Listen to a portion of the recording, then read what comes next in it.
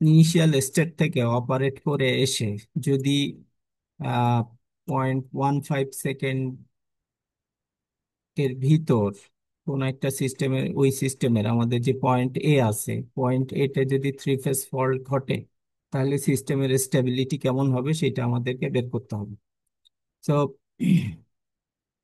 এখানে যে clearance, fault clearance time, সেই ফল্ট ক্লিয়ারেন্সের টাইমের লিমিটের ভিতরে আমার সিস্টেম যদি স্টেবিলিটিতে ব্যাক করে, তাহলে আমরা বুঝতে পারবো যে সিস্টেম স্টেবিলিটিতে থাকবে।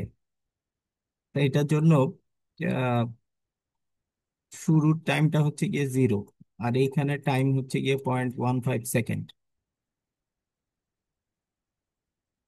এইখানে একটা ডেল্টা টি ধরে নিছে, সেই ডেল্টা টিটা হচ্ছে গিয়ে 0.05 সেকেন্ড।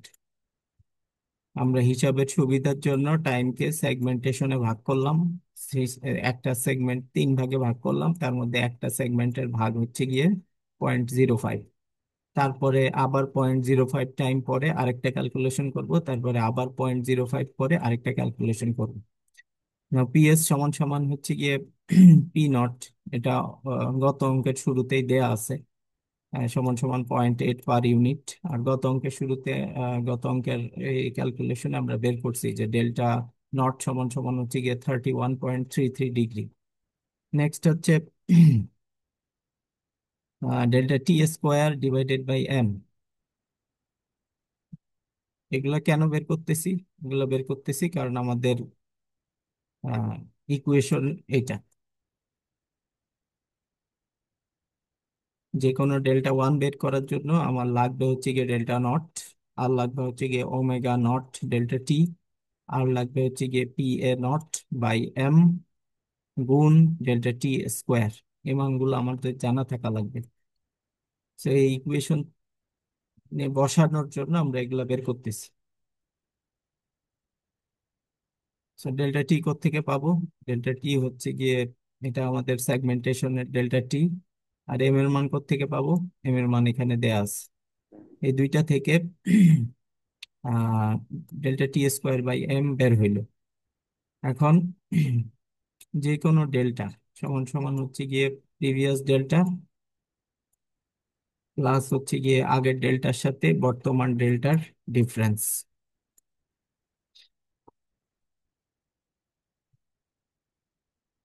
এখন বর্তমান ডেল্টা কত? আগের ডেল্টার সাথে বর্তমান ডেল্টার ডিফারেন্স কিভাবে পাবো? আগের ডেল্টার সাথে বর্তমান ডেল্টার ডিফারেন্স হচ্ছে গিয়ে প্রিভিয়াস ডিফারেন্স গুণ delta T whole square divided by N. এটা এটা আসবে এই ইকুয়েশন থেকে। নাও এই ইকুয়েশনের আমরা delta T square by M, এই মানটা আমরা বের করে নিছি।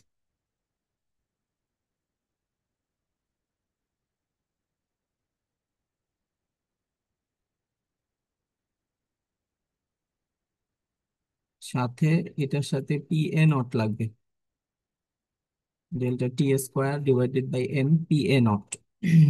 আমাদের লাগবে হচ্ছে গিয়ে এখন পি এ নট।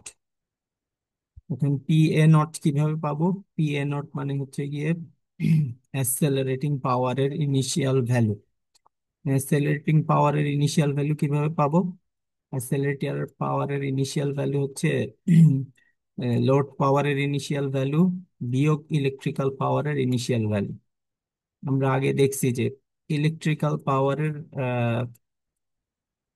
সময় গণনার শুরুতে, যখন শুরুতে ফল্ট হয় নাই, তখন লোড পাওয়ার আর ইলেকট্রিক্যাল পাওয়ার এই দুইটা সেম ছিল। তখন ডেল্টা নট ছিল 31.33 ডিগ্রি, যেটা এটা, এবং তখন অ্যাসেলারেটিং পাওয়ার ছিল 0।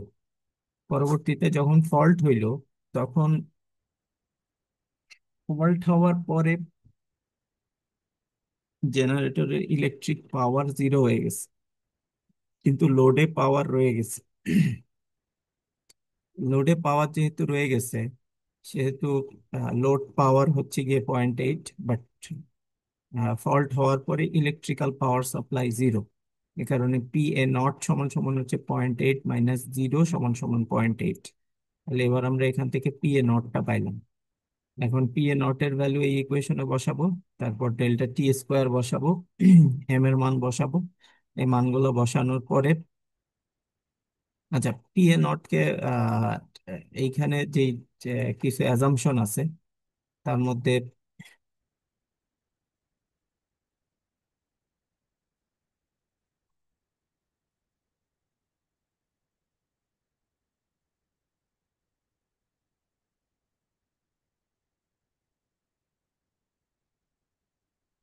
স্টেবিলিটি ক্যালকুলেশনের একটা অ্যাজাম্পশন আছে। সেই অ্যাজাম্পশনটা হচ্ছে গিয়ে the acceleration increments start at the middle of the time interval and the average acceleration can be used where the acceleration is discontinuous. So অ্যাসেলারেশনের যখন হিসাব করতে হবে তখন আমাদের সময় গণনা শুরুতে না, আগের সময় এবং শেষের সময়কে যোগ করে মধ্যবর্তী সময়টা ক্যালকুলেট করতে হবে, অর্থাৎ at the middle of the time interval. So আমাদের অ্যাভারেজ হিসাব করতে হবে। তো আগে ছিল 0, এখন ভ্যালুটা হয়েছে গিয়ে 0.8। সো অ্যাভারেজ ভ্যালু হচ্ছে 0 যোগ 0.8 ডিভাইডেড বাই 2 সমান সমান হচ্ছে 0.4। পয়েন্ট। এর জন্য অ্যাভারেজ ভ্যালুটা এখানে নেওয়া হয়েছে জিরোতে, 0 পয়েন্টও না, আবার ডেল্টি নট এটাও না। জিরো এবং ডেল্টি এর মাঝখানে যেই ভ্যালুটা, অ্যাসেলারেশন যেই হারে বাড়ছে সেই পয়েন্টের অ্যাভারেজটা নিতে হয়েছে। তাহলে delta T square divided by M P A not সমান সমান যেটা, সেটা হচ্ছে গিয়ে আমার কারেন্ট ভ্যালু। তো তাহলে আমাদের ইকুয়েশন হচ্ছে গিয়ে এইটা।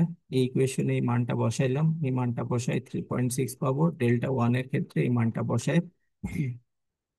আগে ডেল্টা নট ছিল 33 পয়েন্ট সামথিং, তার সাথে ডেল্টা ওয়ান নট 3.6 যোগ হয়ে হইলো 34.9 ডিগ্রি। সো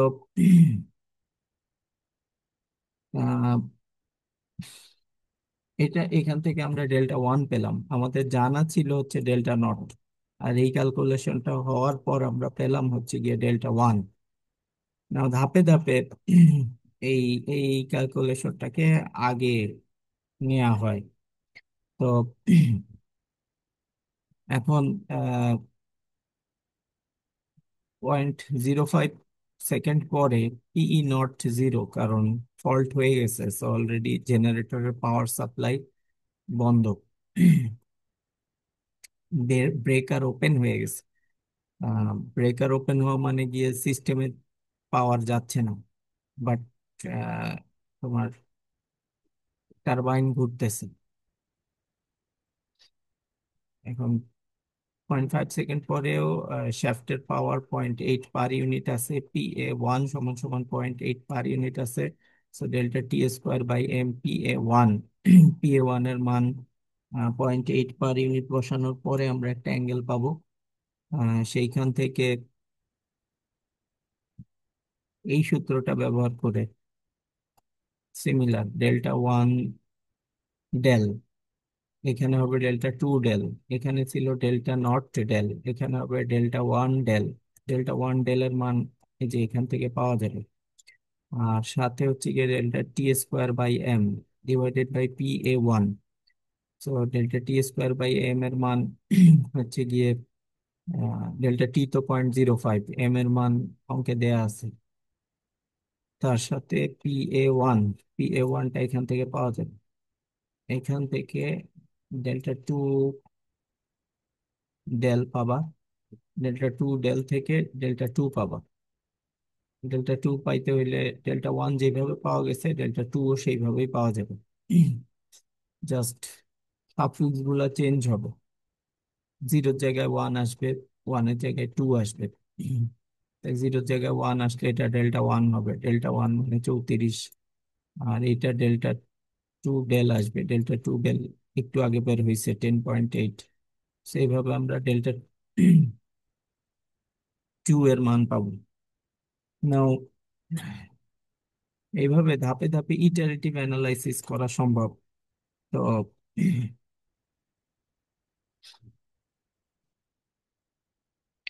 এখন এটা আমরা কিভাবে করব?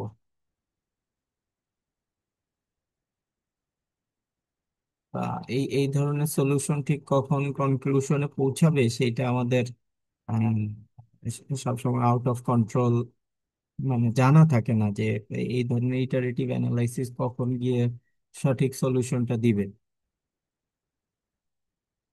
তো এই জন্য আহ, এগুলাকে ম্যাথমেটিক্যাল টুল দিয়ে সলভ করে। এনিওয়ে,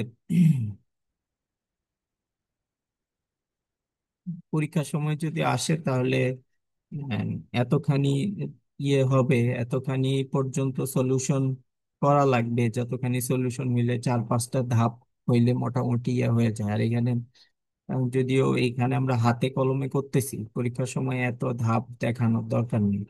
জাস্ট মূল ধাপ করে পরের ধাপের জন্য ভ্যালুটা বের করে ক্যালকুলেটারে জাস্ট একটা কমন ফর্মুলা লিখতে হবে। কমন ফর্মুলা লিখে ওই মানটা ওইখানে বসাই দিয়ে এরকম চার্ট বানায় ফেলতে হবে। চার্ট বানায় ফেলার পরে আগের ভ্যালুটা চার্টে লিখে ফেলার পরে ওই ভ্যালুটাই আবার ইনপুট হিসেবে ফর্মুলায় দিতে হবে। ফর্মুলায় এক্স এর মান এটা দিলে ফর্মুলা আবার তোমাকে নতুন একটা আউটপুট দিবে। ফর্মুলা কোনটা? ফর্মুলা হচ্ছে গিয়ে এগুলো, যেমন del T square by M, এটা একটা কনস্ট্যান্ট। তো এটা একবার বের হয়ে গেলে ক্যালকুলেটারে এটা একটা কনস্ট্যান্ট হিসেবে ইনপুট দিতে হবে। ই এ ওয়ানটা বারবার চেঞ্জ হয় আর ডেল্টা নট ডেল্টা বারবার চেঞ্জ হয়। সো এখানে যদি পি এর একটা চার্ট ভ্যালু থাকে আর ডেল্টার একটা ভ্যালু থাকে, তাহলে প্রত্যেকবার পি আর ডেল্টা বের করে সেই ভ্যালুগুলো পরের ধাপে ইউজ করলে ভ্যালু বের হবে। তো এইখান থেকে দেখা গেল যে ডেল্টার ক্যালকুলেশন করতে করতে যখন সময় আস্তে আস্তে আমরা ধাপে ধাপে বাড়াইতেছি, এই তিনটা আসলে আমরা বের করি না, এগুলা ইনটিউসিভ, এগুলা অঙ্ক থেকে বের হয়ে আসছে। আমরা শুরু করছিলাম 0.5 থেকে, সেটার জন্য পাইছি প্রথম ধাপে পাইছি 34.9, তারপর 0.1-এ গিয়ে পাইছি এটা 45.7, তারপরে 0.15 পরের ধাপের জন্য 63.7, পরে লাস্টের 0.3 এর জন্য পাওয়া গেছে 101.05, 0.35-এ আবার পাওয়া গেছে 100.54। তো এইখানে যে প্যাটার্নটা, সেই প্যাটার্নটাতে যে জিনিসটা বোঝা গেছে সেইটা হচ্ছে গিয়ে যে ডেল্টা এর মান এখানে সময়ের সাথে সাথে বাড়তেছিল, পাওয়ারের একটা হিসাব বাড়তেছিল। এরপরে আহ, মানে পাওয়ারের শেয়ারিংটা বাড়তেছিল। এরপরে সময়ে যখন 0.35 থেকে 0.3 থেকে 0.35-এ আসছে, তখন ডেল্টা এর মান আবার কমা শুরু করছে। মানে কি? মানে হচ্ছে গিয়ে রোটর যেই অ্যাঙ্গেলে ঘুরতেছিল, রোটর অ্যাঙ্গেল এই লোড কি হয়েছে, ফল্ট হয়েছে, ফল্ট হওয়ার পরে লোড বা ওই মুহূর্তে লোডের পরিমাণটা আহ, বেড়ে গেছে। হ্যাঁ, বেড়ে যাওয়ার পরে আস্তে আস্তে আমার রোটর অ্যাঙ্গেল বেড়ে গিয়ে আহ, এইটাকে সিস্টেমকে স্ট্যাবিলিটির দিকে নিতে চাইছে, লোডের পরিমাণ হুট করে বেড়ে যাওয়ার কারণে। লোডের পরিমাণ হুট করে বেড়ে গিয়ে রোটর অ্যাঙ্গেল প্রথমে ছিল 31, এরপরে এটা আস্তে আস্তে বাড়তেছিল বাড়তেছিল। আর রোটর অ্যাঙ্গেল বাড়লে কি হয়?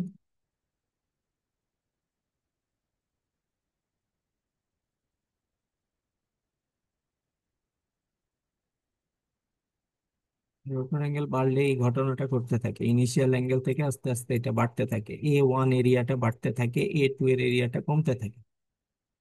এরপর একটা ক্রিটিক্যাল ভ্যালু আছে। ক্রিটিক্যাল ভ্যালু হচ্ছে বেশি হয়ে গেলে তখন সিস্টেম আনস্টেবিলিটির দিকে যায়। এখানে আমরা ক্রিটিক্যাল পর্যন্ত ক্যালকুলেশন করি নাই, জাস্ট যেটা ক্যালকুলেট করছি সেটা হচ্ছে যে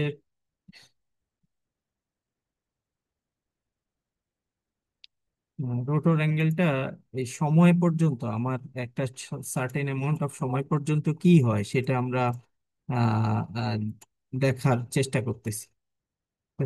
0.3 সেকেন্ড পরে দেখা গেল যে রোটর অ্যাঙ্গেল 101 ডিগ্রি পর্যন্ত আসছে, এরপর রোটর অ্যাঙ্গেল আস্তে আস্তে কমা শুরু করছে। রোটর অ্যাঙ্গেল কমা শুরু হচ্ছে কি, মানে আমার এরিয়া A1 এর এরিয়াটা আস্তে আস্তে বাড়তেছিল, এরপরে আবার A1 এর এরিয়াটা কমতে শুরু করছে। কমতে শুরু করা মানে হচ্ছে গিয়ে সিস্টেম আবার স্ট্যাবিলিটির দিকে ব্যাক করা শুরু করছে। যদি রোটর অ্যাঙ্গেল ক্রমাগত বাড়তেই থাকতো আমার টাইম রেঞ্জের ভিতরে, তাহলে আমরা দেখতাম যে তখন ক্রিটিক্যাল অ্যাঙ্গেল ক্যালকুলেট করার প্রয়োজন পড়তো, যে ক্রিটিক্যাল অ্যাঙ্গেলটা কত সেটা হিসাব করে করে আমরা দেখতাম। এখন যখন রোটর অ্যাঙ্গেল বেড়ে আবার সময়ের সাথে সাথে কমা শুরু হবে, তখন বুঝতে হবে যে সিস্টেম আবার রিস্টোরের দিকে যাইতেছে। তাহলে এই কমাটার পর্যন্ত এইখানে অপেক্ষা করা হয়েছে। কমাটা পর্যন্ত যখনই কমা শুরু হয়েছে আমরা পেয়ে গেছি, তখনই আমরা এই কনক্লুশনে পৌঁছাইতে পারছি যে কারেন্ট যে এম এর ভ্যালু গুলো আছে, এম এর ভ্যালু মানে হচ্ছে গিয়ে এটা ইনার্শিয়া, এখানে ইনার্শিয়ার এফেক্ট আছে। মানে রোটরকে সে ইচ্ছা মতো ঘুরতে দিবে না, তার ইনার্শিয়া এটাকে বাধা দিবে। হ্যাঁ, এটা বৃদ্ধিটাকে আস্তে আস্তে কমাবে, এবং বৃদ্ধিটাকে কমায় কমায় একটা পর্যায়ে এমন আসবে যে এই বৃদ্ধিটা আবার নেগেটিভ দিকে চলে আসবে। তো সিস্টেমের ইনার্শিয়া সিস্টেমকে অনেক সময় আহ, থামায় দিতে পারে। তো এটা থ্রি ফেজ ফল্ট হওয়ার পরে ফল্ট ক্লিয়ারিং এর যে প্রসেস, সেই ফল্ট ক্লিয়ারিং এর প্রসেসের পরে সিস্টেম আবার আহ, ইয়েতে রিয়েস্টোর করছে, স্টেবিলিটির দিকে রিয়েস্টোর করছে। রোটর অ্যাঙ্গেল কমে যাওয়া এটাকে ইন্ডিকেট করে। নাও আরেকটু যদি ফার্দার ডেপথের দিকে যাওয়া হয়, তাহলে ইকুয়াল এরিয়া ক্রাইটেরিয়ার সেই ফার্দার ডেপথের অ্যানালাইসিসটা কি হবে। ইকুয়াল এরিয়া ক্রাইটেরিয়ার ফার্দার ডেপথের যে ইয়েটা সেটা হচ্ছে গিয়ে যদি জেনারেটর বাসে শর্ট সার্কিট হয়, তাহলে আমার কোনো পাওয়ার ট্রান্সমিট হয় না থ্রি ফেজ ফল্টের ক্ষেত্রে। তো আমরা থ্রি ফেজ ফল্টের ক্ষেত্রে আমরা দেখছি যে পি সমান সমান জিরো আমাদের আমরা ধরে নিছি। এখন এটা থ্রি ফেজ ফল্টের জন্য, but if a fault other than three phase occurs, three phase fault হচ্ছে সিমেট্রিক্যাল ফল্ট, সিমেট্রিক্যাল ফল্ট ছাড়াও আরো আনসিমেট্রিক্যাল ফল্টও আছে, line to line fault, double line to ground fault, double line fault. এই ধরনের case যদি হয়, তাহলে সাম পাওয়ার, যেহেতু তিন ফেজ শর্ট হয়ে যায় নাই, কোনো এক ফেজ অলরেডি সিস্টেমের মধ্যে কানেক্টেড আছে, সেই কারণে কিছুটা পাওয়ার সিস্টেমে ট্রান্সমিট হবে। এখানে কিছুটা পাওয়ার সিস্টেমে ট্রান্সমিট হওয়ার যে পরিমাণ, সেই পরিমাণটাকে আবার আইডেন্টিফাই করতে হবে। আর সেই আইডেন্টিফিকেশন গুলোর জন্য দুইটা টার্ম ইউজ করে। একটা কি পি ম্যাক্স সাইন ডেল্টা, এটা আমরা জানি। এটা হচ্ছে গিয়ে power in general situation before fault, যখন সিস্টেম নর্মালি রান করতেছিল তখন পিই সমান সমান হচ্ছে গিয়ে পি ম্যাক্স সাইন ডেল। আচ্ছা, এরপরে একটা নাম দিছে পি ওয়ান, সেই পি ওয়ানটা হচ্ছে গিয়ে R one P max sine del, একটা রেশিও উইথ পিই। তো ডিউরিং দ্য ফল্টে এই amount of power R one P max sine del পরিমাণ পাওয়ার সিস্টেমে ট্রান্সমিট হয়। আর আরেকটা পাওয়ার হচ্ছে গিয়ে ধরো পি টু, সেই পাওয়ারটা হচ্ছে গিয়ে আর টু একটা ভগ্নাংশ দিয়ে গুণ পি ম্যাক্স সাইন ডেল। এইটা হচ্ছে গিয়ে পাওয়ার that can be transmitted after clearing the fault. Normal কন্ডিশনে পাওয়ারটা ইন জেনারেল ইকুয়েশন দিয়ে ফলো করে। ফল্ট যখন ঘটে তখন সার্টেন অ্যামাউন্ট অফ পাওয়ার, পুরো পাওয়ার তো ট্রান্সমিট হবে না, কিছু পাওয়ার ট্রান্সমিট হবে, কতখানি হবে সেটা জানার জন্য আর ওয়ান কত সেটা জানতে হবে। আর ফল্ট ক্লিয়ার হয়ে গেলে আহ মেশিন রিস্টোর হওয়ার আগ পর্যন্ত কিছু ফল্ট, কিছু মানে পাওয়ারের একটা কার্ভ সে ফলো করে। সেইটা স্টেবিলিটিতে যাওয়ার আগ পর্যন্ত যেই পাওয়ারটা ট্রান্সমিট হয় সেইটার জন্য আর টু এর পরিমাণটা জানতে হবে।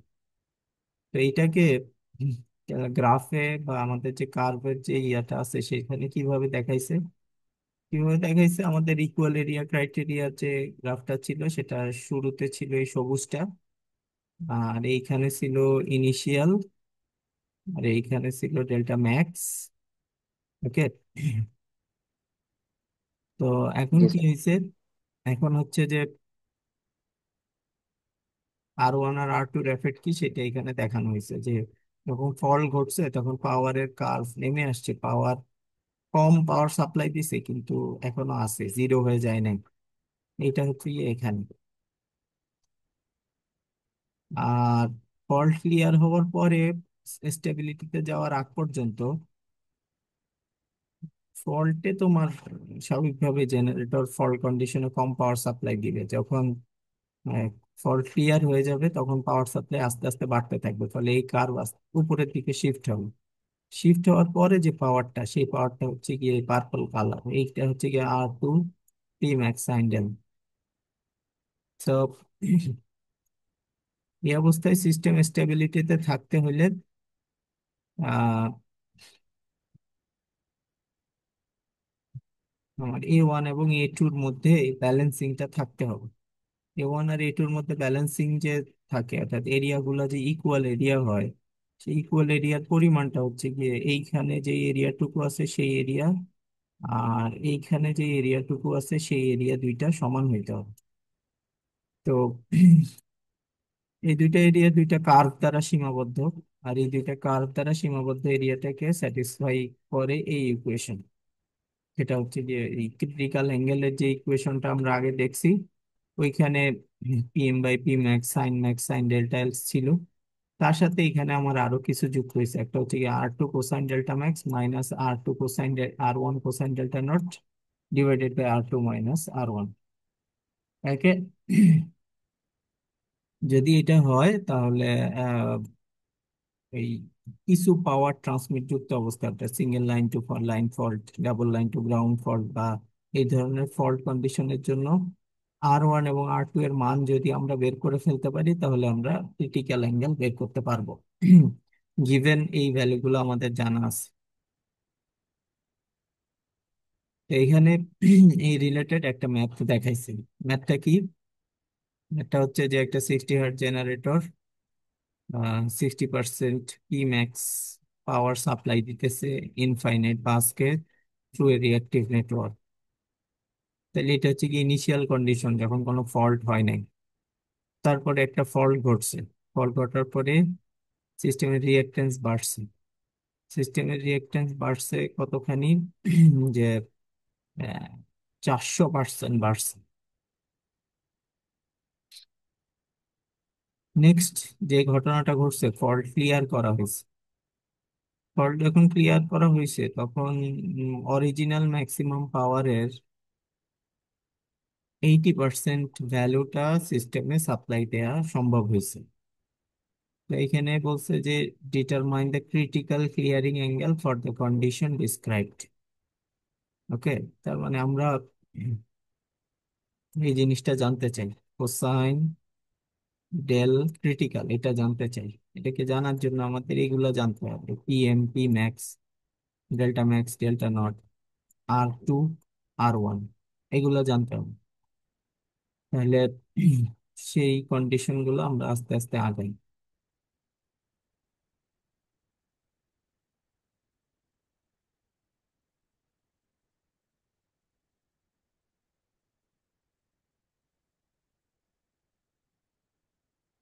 নাও ওই কার্ভটা আগে আমরা আঁকলাম। প্রথমে পি ম্যাক্স এর একটা কার্ভ আঁকবো, সেটা হচ্ছে পি ম্যাক্স সাইন ডেল। তারপরে মিডলে একটা কার্ভ আঁকবো, তারপরে নিচে একটা কার্ভ আঁকবো। মিডলের কার্ভটা হচ্ছে গিয়ে R2 P max sine del, আর নিচেরটা হচ্ছে গিয়ে R1 P max sine del. আর শুরুতে যে অ্যাঙ্গেলটা সেটা হচ্ছে গিয়ে ডেল্টা নট। আর একটা পিএম এর লাইন আঁকবো। পিএম এর যে লাইনটা, এটা হচ্ছে কি আমার মেকানিক্যাল পাওয়ার, মানে শ্যাফটের পাওয়ার। তো লোড কিন্তু চেঞ্জ হচ্ছে না, লোড তার মতোই লাগানো আছে। মাঝখানে ফল্ট ঘটতেছে, এখন মেশিন ঘুরবে, ঘোরার পরে লোড যে রোটরের অ্যাঙ্গেল, সেই রোটরের অ্যাঙ্গেল কম বেশি হয়ে আমাদেরকে স্টেবিলিটি দিবে বা দিবে না সেটা ডিপেন্ড করবে। নাও ডেল্টা নট এর সাথে সম্পর্ক হচ্ছে গিয়ে উপরের কার্ভের, আর ডেল্টা ক্রিটিক্যালটা হচ্ছে গিয়ে আমার ইন বিটুইন, এই ঘটনাগুলো ঘটার মধ্যে ইন বিটুইন সিচুয়েশন। আর ডেল্টা ম্যাক্স যেটা, সেটা হচ্ছে গিয়ে ম্যাক্সিমাম আমি কত মান পর্যন্ত যেতে পারবো। আহ, এই ডেল্টা ম্যাক্স এর মানটা হচ্ছে গিয়ে আমার ডিউরিং দ্য ফল্ট, পিএম রেখাটা আমার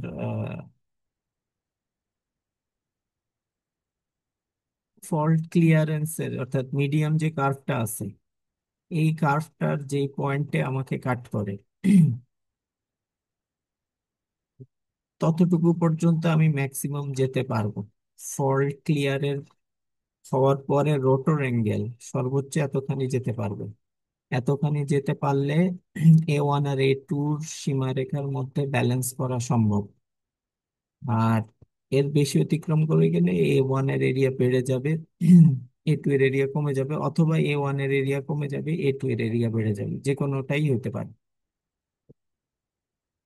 তো এখন মনে রাখতে হবে যে আমাদের এই পার্টিকুলার কন্ডিশনের জন্য আমাদের del max, del naught, PM, P max, R2 R1, এই ছয়টা জিনিস আমাদের লাগবে।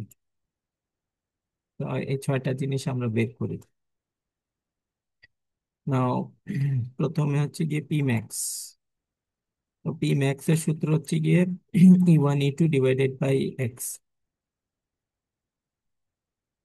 আচ্ছা, তো শুরুতে যখন নর্মাল কন্ডিশন ছিল তখন পাওয়ারের সূত্র হচ্ছে পি ম্যাক্স সাইন ডেল্টা। বলা হয়েছে যে সে পি ম্যাক্স এর 60% সাপ্লাই দিতেছিল, তো পি ম্যাক্স এর 60% হচ্ছে গিয়ে 0.6 পি ম্যাক্স। পি ম্যাক্স কাটা গেলে সাইন ডেল্টা নট এর মান এখান থেকে আমরা পেয়ে গেলাম, একটা ভ্যালু বের হয়ে গেল। দ্বিতীয়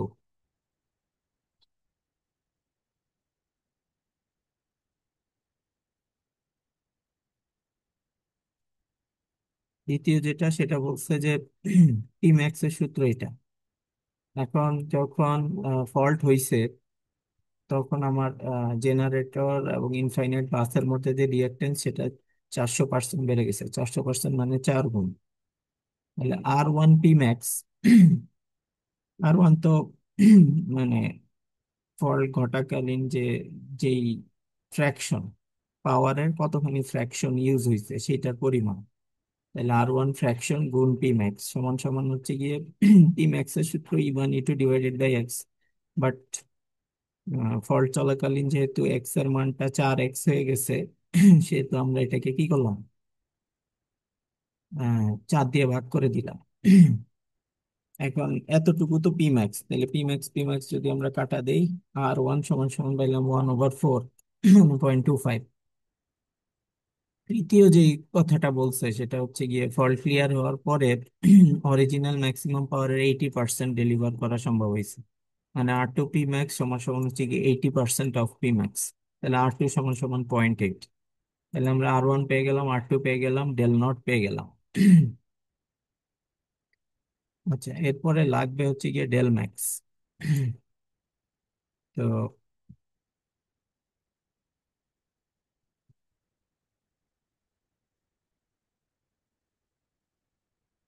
ডেল ম্যাক্স কিভাবে পাবো? ডেল ম্যাক্স পাওয়ার জন্য আমাদের এইখানে এই জায়গাটার আশ্রয় নিতে হবে। এটা কোনটা? সেটা হচ্ছে গিয়ে এই পয়েন্টটা হচ্ছে গিয়ে আমার ডেল ম্যাক্স বের করার পয়েন্ট। না, ওই পয়েন্টে পিএম সমান সমান কত?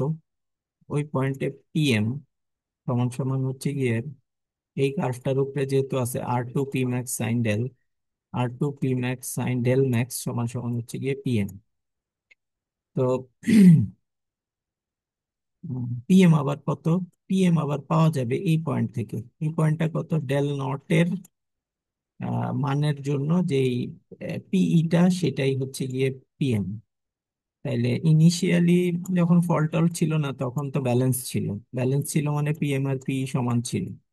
তো পিএম আর পি ইনিশিয়ালি তাইলে পিএম ছিল পি ম্যাক্স এর 0.6%। তার মানে 60%। সো পয়েন্ট পিএম সমান সমান হচ্ছে গিয়ে 0.6 পি ম্যাক্স। তাহলে আমরা ইনিশিয়াল কন্ডিশনে এখন পিএম কিন্তু চেঞ্জ হয়নি, পিএম তো ফ্ল্যাট লাইন।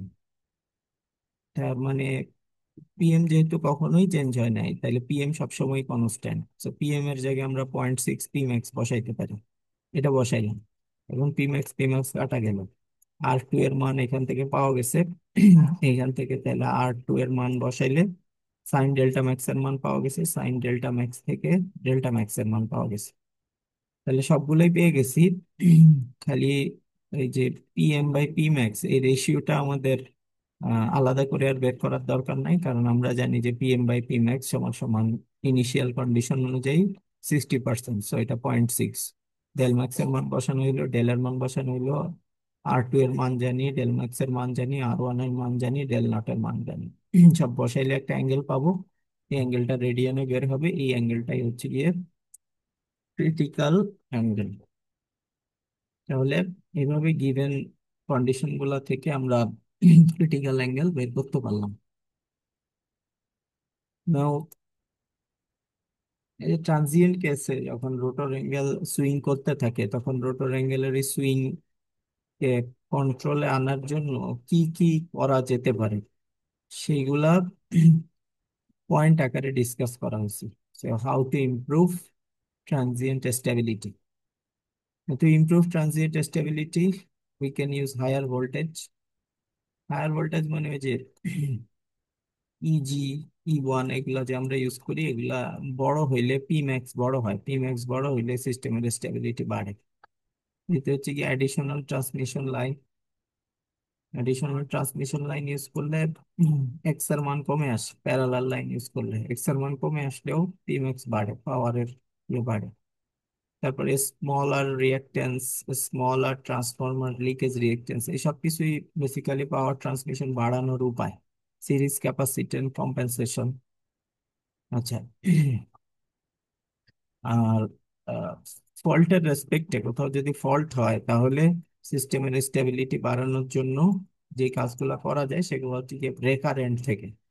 ব্রেকার এন্ড থেকে এই জিনিসগুলো করা যায়: high speed fault clearing, high speed recloser, single pole switching, মোটরের ইনার্শিয়া বা মেশিনের ইনার্শিয়া বেশি দেওয়া,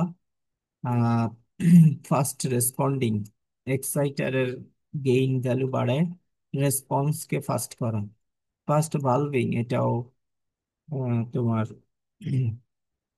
এক্সাইটারের পারফরমেন্স বা আমার যে গেইন কন্ট্রোল আছে, অথবা সিস্টেমকে দ্রুত সার্টেন রোটর অ্যাঙ্গেলে শিফট করা, সেটা ফাস্ট ভালভিং দিয়ে হয়। আর হচ্ছে গিয়ে ব্রেকিং ব্রেকিং রেজিস্টার, এগুলো দিয়ে আমরা সিস্টেমের স্টেবিলিটি বাড়াইতে পারি। কমন একটা কথা সেটা হচ্ছে যে increasing maximum power transfer improves transient stability. P max বাড়ানোর জন্য যা যা করা যায় সেগুলো হচ্ছে গিয়ে এই জিনিসগুলোকে কন্ট্রোল করা যায়। এই জিনিসগুলোকে কন্ট্রোল করার জন্য এই রকম বিভিন্ন ফিচার আমরা অ্যাড করতে পারি। তো এই ফিচারগুলো অ্যাড করলে স্বাভাবিকভাবেই সিস্টেমের স্টেবিলিটি বাড়বে। তো এই হচ্ছে কি আমাদের ট্রানজিয়েন্ট স্টেবিলিটির চ্যাপ্টার এবং করেসপন্ডিং ম্যাথ। তো এই ম্যাথগুলার পরীক্ষার জন্য করতে হবে। আর আমাদের অল্প কিছু থিওরি বাকি আছে।